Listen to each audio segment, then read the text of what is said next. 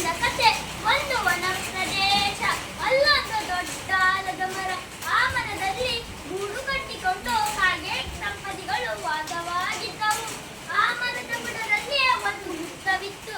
ಅದರಲ್ಲಿ ಒಂದು ಕೃಷ್ಣಾಸರ್ಪವು ವಾಸವಾಗಿತ್ತು. ಕಾಗೆಯು ಮೊಟ್ಟೆ ಇಟ್ಟ ಕೂಡಲೇ ಅವುಗಿಲ್ಲದ ಸಮಯ ನೋಡಿ ಕಣ್ಣು ತಿಂದು ಹಾಕುತ್ತಿತ್ತು. ಅದರಿಂದ ಕಾಗೆ ದಂಪತಿಗಳಿಗೆ ತುಂಬಾ ದುಃಖವಾಗುತ್ತಿತ್ತು. ಒಂದು ದಿನ ಬೇರೊಂದು ಬುಡದಲ್ಲಿ ವಾಸಿಸುತ್ತಿದ್ದ ನನ್ನ ಪ್ರಿಯ ಮಿತ್ರ ಶೃಗಾಲಯ ಹತ್ತಿರ ಹೋಗಿ ಎಲ್ಲ ವಿಷಯಗಳನ್ನೆಲ್ಲ ತಿಳಿಸಿ, ಹೀಗೆ ಸದಾ ಸಂಭವಿಸುವಾಗ ನಾವು ಏನು ಮಾಡಲು ಸಾಧ್ಯ? ನಮ್ಮ ಮರಿಗಳನ್ನು ಉಳಿಸಿಕೊಳ್ಳಲು ಏನಾದರೂ ಒಂದು ವಿಷಯವನ್ನು ತೋರಿಸಿ ಎಂದು ಕೇಳಿಕೊಂಡವು. ಆ ನದಿ ಅತಿ ಬುದ್ಧಿವಂತಿಕೆಯಿಂದ ಒಂದು ಉಪಾಯ ತಿಳಿಸಿತು.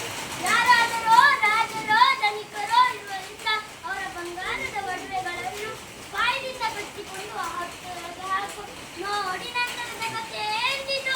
ಒಂದು ದಿನ ಕಾಗೆಯು ಸರೋವರದ ದಡದತ್ತ ಹಾರಾಡುತ್ತಿರುವಾಗ ಅಲ್ಲಿಗೆ ಜಲಕ್ರೀಡೆ ಆಡಲು ಅಂತಃಪುರ ಸ್ತ್ರೀಯರು ಬಂದಿರುವುದು ಕಾಣಿಸಿತು. ಅವರ ಬೆಳಗಾಡುವ ವಸ್ತ್ರಾಭರಣವನ್ನು ದಡದಲ್ಲಿ ಕಳಿಸುತ್ತಿದ್ದು ಕಾಣಿಸಿತು. ಇದೇ ಸರಿಯಾದ ಸಮಯ ಎಂದು ಭಾವಿಸಿದ ಕಾಗೆ ಕೂಡಲೇ ಕೆಳಗಿಳಿದು ಹಾರವನ್ನು ಕಟ್ಟಿಕೊಂಡು ಅಲ್ಲಿಂದ ಹಾರಿಹೋಯಿತು. ರಾಜಭಟ್ಟರು ಹಾರವನ್ನು ಕಟ್ಟಿಕೊಂಡು ಹಾರುತ್ತಿರುವ ಕಾಗೆಯನ್ನು ಕೊಂಡು ಕೈಗೆ ಸಿಕ್ಕಿದ್ದ ಬಡಿಗೆಗಳನ್ನು ಹಿಡಿದು ಕೈಗೊಳಿಸಿದರು. ಕಾಗೆಯು ರಾಜಭಟ್ಟರಿಗೆ ಕಾಣುವಂತೆ ಕುಳಿತುಕೊಂಡಿತು. ರಾಜಭಟ್ಟರು ಬಂದು ನೋಡಿದರು. ಆರತಿಗೆ ಬೇಕಾದರೂ ತಗ್ಗಿಲೇಬೇಕು. ಸರಿ,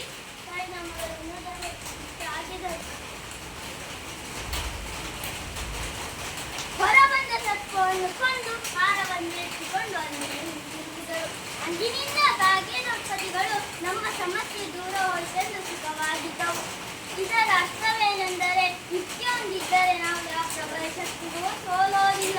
ಒಂದು ಸುಭಾಷಿತ ಹೀಗೆ ಹೇಳುತ್ತದೆ, ಮೂಲತೆ